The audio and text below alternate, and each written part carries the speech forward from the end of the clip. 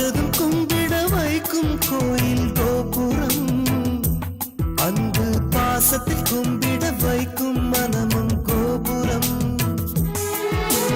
உயர்ந்து நிற்கணும் அன்பால், உலகம் வணங்கணும் பண்பால். கோபுரம் மனமே கோபுரம், கோபுரம் குடும்பம் கோபுரம்.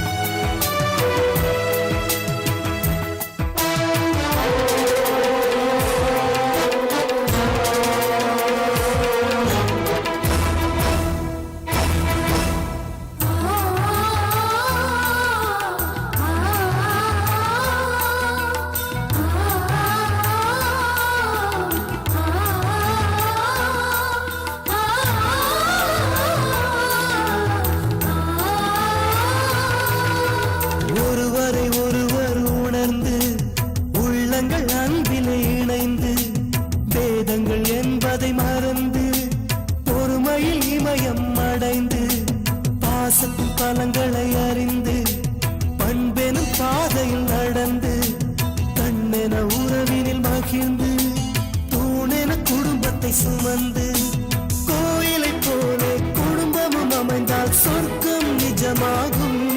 கூட்டு குடும்பத்தின் பொறுமை உணர்ந்திடும் போது கோபுரம் போலாகும். கோபுரம் மனமே கோபுரம், கோபுரம் குடும்பம் கோபுரம்.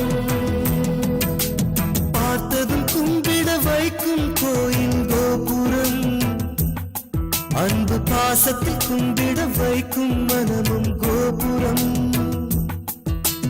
பார்த்ததும் கும்பிட வைக்கும் கோயில் கோபுரம், அன்பு பாசத்தில் கும்பிட வைக்கும் மனமும் கோபுரம். உயர்ந்து நிற்கணும் அன்பால், உலகம் வணங்கணும் பண்பால். கோபுரம் மனமே கோபுரம், கோபுரம் குடும்பம் கோபுரம்.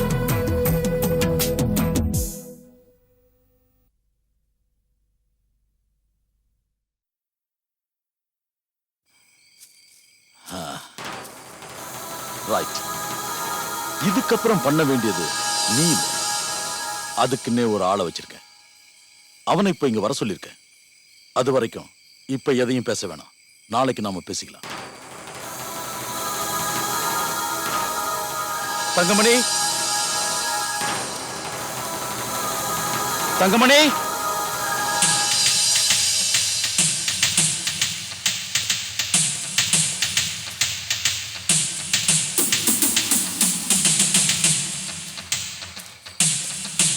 வா. தங்கமணி, சொல்லுங்கய்யா. தம்பி விஸ்வா எனக்கு ரொம்ப க்ளோஸ் ஃப்ரெண்ட். ஓ, வணக்கம் சொல்லு. வணக்கம் சார். இவர் வேற ரூட் எனக்கு ஃப்ரெண்டு. வேற சில காரியங்களுக்காக நான் இவரை யூஸ் பண்ணிக்கிறேன். தங்கமணி, நானும் விஸ்வாவும் ஒரு பிளான் வச்சிருக்கோம். நடக்க போற ஒரு கல்யாணத்தை நிறுத்தணும். ரொம்ப புத்திசாலித்தனமா அதை செய்யணும். சொல்லுங்க. யாரை குத்தணும், யாரை வெட்டணும், எத்தனை உயிரை எடுக்கணும் சொல்லுங்க. அதெல்லாம் வேணாம். நான் என்ன சொல்றேனோ அதை செஞ்சா போதும். புரியுதா? சரிங்க. இங்க வா.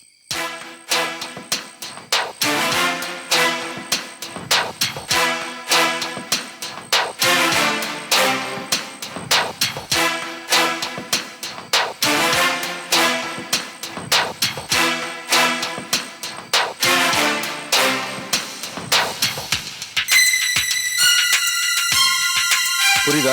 புரியுது. வரங்க. வரட்டா?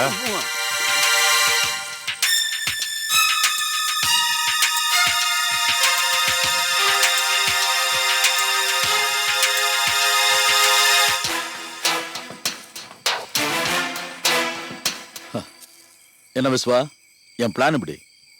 Super, first class. நான் சொன்ன மாதிரி லெட்டர் ரெடி ஆனதும் உடனடியா என்ன நீ காண்டாக்ட் பண்ற. ஓகே சார், அதுக்கப்புறம் நம்ம மீட் பண்றோம். Definitely. Good night. Thank you sir. Okay, bye. வரேன். பாய்.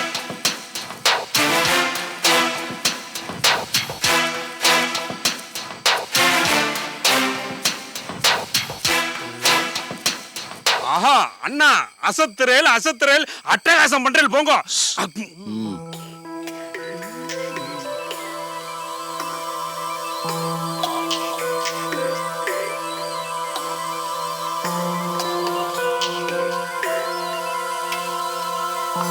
ஏய், என்னடா ஆச்சு? என்ன விஷயம் சொல்லு. எல்லாம் நல்ல விஷயம் தான். டென்ஷன் ஆகாம சிகரெட்டை கொடு. இந்த நான் தான் சொன்னேன்ல, அந்த ஆள் பிரச்சனையில் இருக்கான், நமக்கு பிரச்சனை பண்ண மாட்டான்னு சொன்னல. பிடி. போற வழியில விவரமா சொல்றேன். வண்டி எடு.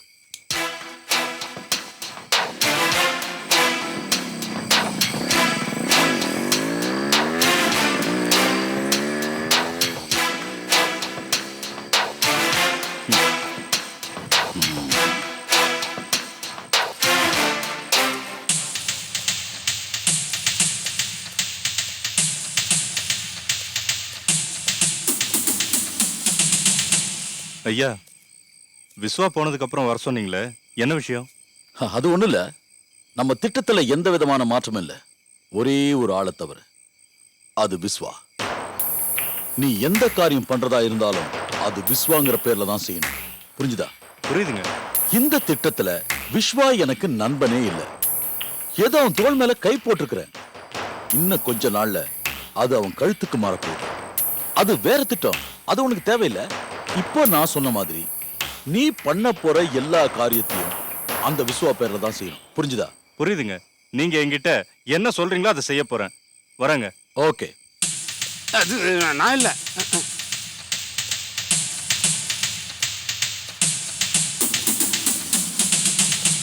அண்ணா, நீங்க எங்கேயோ போயிட்டேன்னா, புராண காலத்துல சாணக்கியன், சகுனி, கூனி இவா 3 பேருக்கும் குருவா இருந்து டியூஷன் எடுத்திருப்பேன். என்ன எடுத்திருக்கணும்.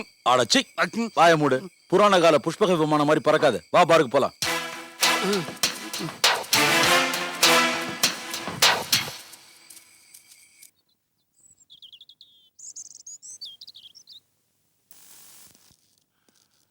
அண்ணே, கூப்பிட்டீங்களா அண்ணே? ஆமாப்பா, ஒரு சின்ன யோசனை தோணிச்சு. நீ அப்படியே ஏத்துக்கணும்னு ஒண்ணு இல்ல. நீ யோசனை பண்ணி உனக்கு சரின்னு பட்டுச்சுன்னா சொல்லு. என்ன உங்களுக்கு சரின்னு பட்டது எனக்கும் சரின்னு தானே படும். அப்படி ஒன்றும் அவசியம் இல்லப்பா. எனக்கு சரின்னு பட்டது உனக்கு சரின்னு பண்ணுங்கிற அவசியம் இல்லை. ஒவ்வொருத்தருக்கும் ஒரு கருத்து இருக்கும். நீ சின்ன பிள்ளை ஒண்ணு இல்லையே. நீ எடுத்திருக்கிற யோசனைகளும் முடிவுகளும் கரெக்டாவும் நல்லபடியாவும் தானே இருக்கு.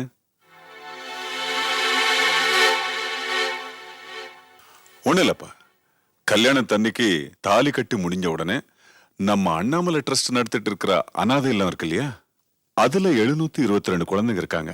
அவங்க எல்லாரையும் கல்யாணத்துக்கு கூட்டிட்டு வரதை விட மாப்பிளையும் பொண்ணையும் தாலி கட்டினதுக்கு அப்புறம் அங்கேயே கூட்டிட்டு போய் அவங்க கையாலேயே குழந்தைங்களுக்கு பரிமாறினா மனசுக்கு திருப்தியா இருக்கும்.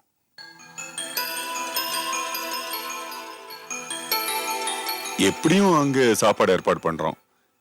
இவங்களை அங்க அழைச்சிட்டு போலாம்னு நான் நினைக்கிறேன். உன்னோட முடிவு என்னன்னு நல்லா யோசனை பண்ணி சொல்லப்பா. என்னன்னு நீங்க இப்படி எல்லாம் பேசுறீங்க? உங்க விருப்பத்தை மீறி இந்த வீட்டுல ஏதாவது நடந்திருக்கா? நீங்க சொன்ன மாதிரி கல்யாணம் முடிஞ்சதும் அவங்கள கார்ல அழைச்சிட்டு போய் அப்படியே செஞ்சிடலாம். சரிப்பா. அப்புறம் இன்னொரு முக்கியமான விஷயம், ஊருக்கெல்லாம் நம்ம பத்திரிக்கை வச்சிட்டு இருக்கோம். இன்னும் முக்கியமான ஒரு ஆளுக்கு வைக்கலையே. யாருன்னா அத நீயே கேப்பன்னு எதிர்பார்த்தேன்பா.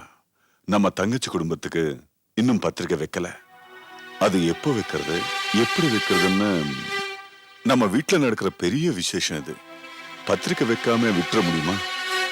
என்ன செய்யலான்னு அதை பத்தி நீ ஏதாவது யோசிச்சியா? அண்ணே, அவர் தான் வீம்பு மாறாம இருக்காரு. நாம எத்தனை தடவை போய் பார்த்தாலும் நம்மளை அவமானப்படுத்துறதுலே குறியா இருக்காரு. போன தடவை நிச்சயதார்த்தத்துக்கு கூப்பிட போனப்ப என்னாச்சு? அதுவே பெரிய பிரச்சனையாயி தங்கச்சி நம்ம வீட்டுக்கு வந்துடுச்சு.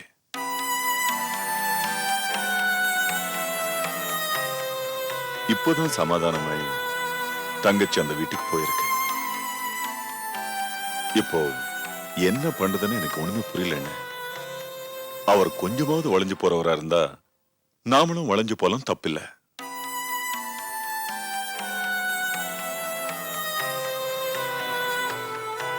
அவர் வளையவே மாட்டேங்கிறப்போ அவர் காலில் விடுற அளவுக்கு நாம வளைஞ்சு போகணுமா? இது அவசியமான்னு? சரி சரிப்பா, உன்னோட கோவம் தன்மானம் எல்லாம் எனக்கு புரியுது. ஆனா அங்க வாழ்றது நம்ம தங்கச்சி இல்லையா?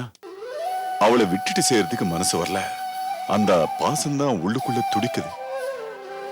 தங்கச்சி இந்த கல்யாணத்துக்கு வரணும்னு எனக்கு தோணுது. அதானே நியாயம். ஊர் மக்கள் பார்வைன்னு ஒண்ணு இருக்க, எல்லாரும் கேட்பாங்களே, எல்லாருக்கும் முன்னால விட்டு கொடுத்ததா ஆயிடுமே.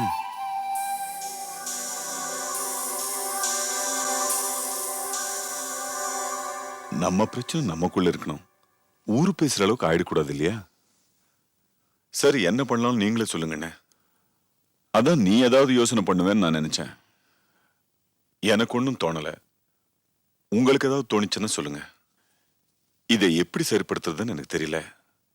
ஆனா மறுபடியும் அவங்க வீட்டுக்கு போய் அவமானப்படுறதுக்கு நான் தயாரா இல்லை.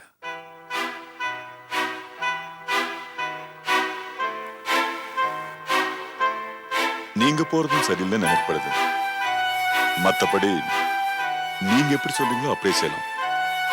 நீங்க என்ன முடிவு எடுத்தாலும் எனக்கு ஓகே.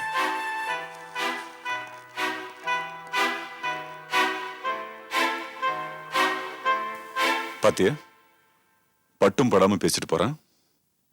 நம்ம எல்லாரும் சகுந்தரா மேல எவ்வளவு பாசம் வச்சிருக்கோம். அத மச்சான் புரிஞ்சுக்காம வீம்போடு இருக்காருன்னா இவனும் அப்படியே இருக்கானே. மச்சான இந்த கல்யாணத்துக்கு எப்படி கூப்பிடுறதுன்னு தெரியல.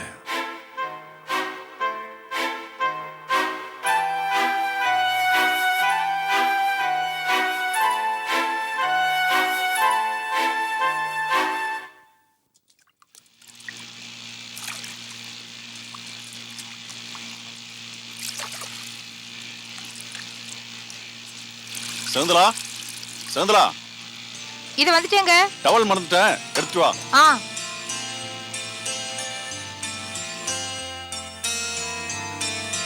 சகுந்தலா, சீக்கிரம் கொண்டு வா. இது வரேங்க.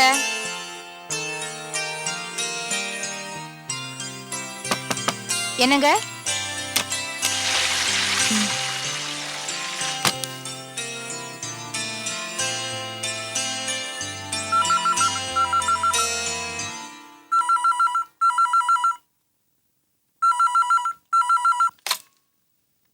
ஹலோ சகுந்தலா, நான் தான் அண்ணன் பேசுறேம்மா.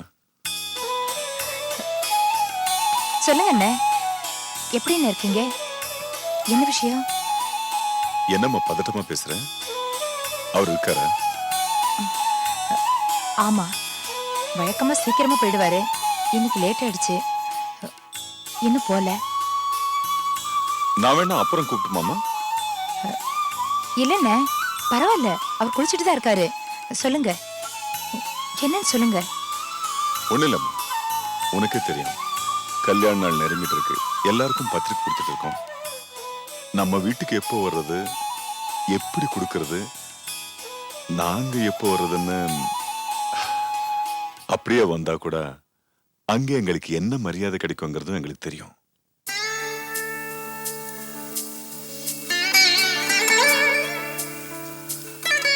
அதே சமயத்துல அழைக்காம இருக்கிறதும் முறை இல்லை. நீங்க எல்லாரும் கல்யாணத்துக்கு வரணும்னு நாங்க எல்லாரும் ஆசைப்படுறோம். வர்றதுக்கு சாத்தியமில்லைன்னு நல்லாவே புரியுது. என்ன செய்யலாம் சொல்ல? இந்த பிரச்சனையை உங்ககிட்டயே விட்டுடுறேன். நீயே சொல்லு, நான் உன்னை எப்படி கூப்பிடுறேன்? நீ எப்படி வர முடியுமா? அவர் அனுமதிப்பாரா? இல்ல அவரும் வர சூழ்நிலை இருக்காரா? நீ உன் புருஷனோட மூட பார்த்து நேரம் பார்த்து அண்ணன் நான் கேட்டேன்னு சொல்ல. அவர் எப்படி சொல்றாரோ என்கிட்ட சொல்ல. நாங்க அப்படியே நடந்துக்கிறோம். புரியுதாம்மா? சரிங்க.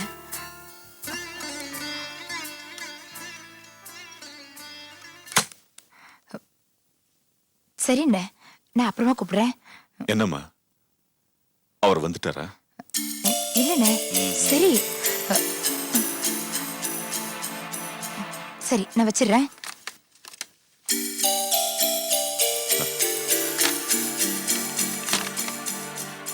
உட்கார் உட்கார். சும்மா அனாவசியமா மறைக்க வேணாம்.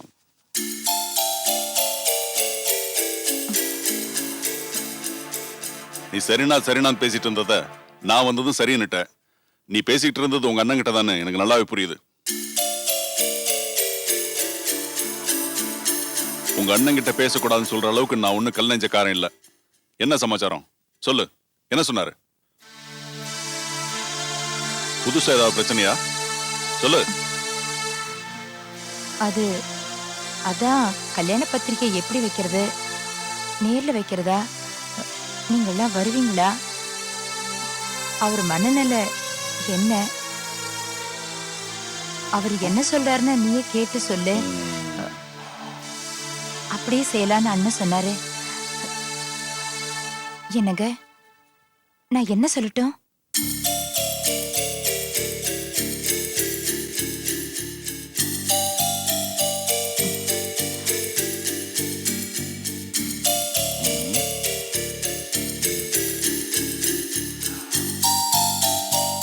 என் கோவத்தை இந்த அளவோடு நிறுத்திக்கலாம்னு நினைக்கிறேன். கம்ப்யூட்டர் கிளாஸ் போறேன்னு சொல்லிட்டு எனக்கு தெரியாம நம்ம பொண்ணு அங்கே போனதும் எனக்கு தெரியும். எத்தனையோ முறை தீர்மானமா சொல்லியாச்சு அங்கே போக வேணான்னு. ஆனா அவ கேட்குற மாதிரி தெரியல. நீ எனக்கு தெரியாம ஃபோன் பண்றது, ஜாதகம் அனுப்புறது எல்லாம் செஞ்சுக்கிட்டு தானே இருந்த. நான் சொல்லி நீங்க என்ன கேட்க போறீங்க? இந்த கல்யாணத்துக்கு போவேனா நீங்க நினைக்க போறது இல்ல. போறதுக்கு எப்படி எல்லாம் வழி இருக்குன்னு தான் நீங்க யோசிப்பீங்க. நீ என்ன புருஷங்கிற மரியாதையோட தான் பாக்குற. உன் பொண்ணு எனக்கு அப்பாங்கிற மரியாதையை கொடுக்குறா. இருந்தாலும் என் மனசையும் மனசுல இருக்கிற வழியையும் நீங்க புரிஞ்சுக்கல. அது என் தலைவிதி. நான் உங்களை திட்டுறதாலேயோ கோச்சுக்கிறதாலேயோ எனக்கு தான் பிரஷர் ஏறி டாக்டருக்கு ஃபீஸ் கொடுக்க வேண்டிய நிலைமை வரும். அதனால என் வழிக்கு நீங்களும் வர வேணாம், நானும் உங்க வழிக்கு வரல. அம்மாவும் பொண்ணு இந்த கல்யாணத்துக்கு போறதுல எனக்கு எந்த விதமான ஆட்சேபனையும் இல்லை. அதனால நானும் உங்களை தடுக்க போறதும் இல்லை. ஆனா அந்த கல்யாணத்துக்கு நான் வருவேன்னு நீ எதிர்பார்க்காத. நான் வரவே மாட்டேன். யார் கூப்பிட்டாலும் அந்த கல்யாணத்துக்கு நான் வரமாட்டேன். உன் அண்ணனுங்களை மதிக்க நான் தயாரா இல்லை.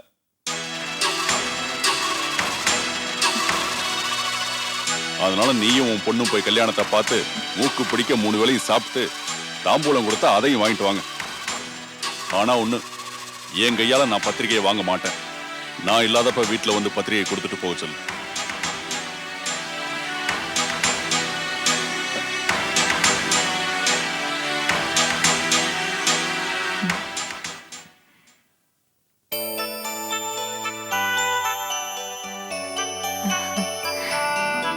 அண்ணி, ரொம்ப நாள் கழிச்சு நீங்க வீட்டுக்கு வந்திருக்கீங்க. எனக்கு ரொம்ப சந்தோஷம். பத்திரிகை சீர்வரிசை எல்லாம் நீங்க கொண்டு வந்திருக்கிறத நினைச்சேன். எனக்கு ரொம்ப மகிழ்ச்சியாவும் பெருமையாவும் இருக்கு. ஆனா அண்ணன்களே நேர்ல வருவாங்கன்னு எதிர்பார்த்தேன். 2 பேருக்கும் நேரம் இல்லை போல இருக்கு. இந்தாமா எடுத்துக்கங்க. அருண் எடுத்துக்குப்பா. இல்ல வேணாமா.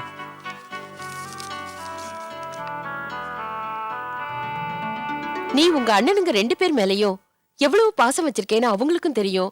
அதே மாதிரி உங்க அண்ணனுங்க உன் மேல எவ்வளவு பாசம் வச்சிருக்காங்கன்னு உனக்கும் தெரியும். உங்க அண்ணனுங்க 2 பேரும் யாரு எப்படின்னு எல்லாமே உனக்கு தெரிஞ்சதுதான்.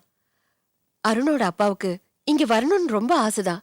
ஆனா உங்க சின்ன அண்ணன் தான் போகக்கூடாதுன்னு கண்டிப்பா சொல்லிட்டாரு. அந்த வீட்டுல நம்ம தங்கச்சி வாழலாம், அதுக்காக அக்கம் பக்கம் பாக்குற அளவுக்கு அவ்வளவு அவமானப்பட்ட பிறகு அந்த வீட்டுக்கு போக வேண்டாம். நானும் போகல, நீங்களும் போக வேண்டாம். பத்திரிக்கை கொடுத்து அனுப்பிச்சிடலான்னு சொல்லிட்டாரு. தம்பி பேச்சு மீறி அவராலையும் வர முடியல. எனக்கு தெரியுமே, பெரிய அண்ணனோட சாந்தமும் சின்ன அண்ணனோட கோபமும் எனக்கு தெரியாதா என்ன?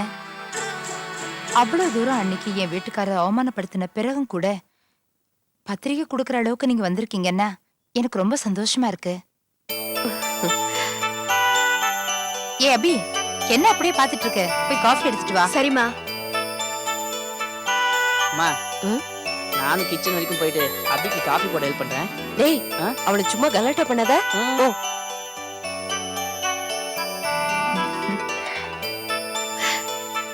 எடுத்துங்க அண்ணி. நீயும் உங்க வீட்டுக்காரரும் இந்த கல்யாணத்துக்கு வந்து சிறப்பா நடத்தி கொடுத்தா எங்களுக்கெல்லாம் ரொம்ப சந்தோஷமா இருக்கும். கண்டிப்பா வரோம்.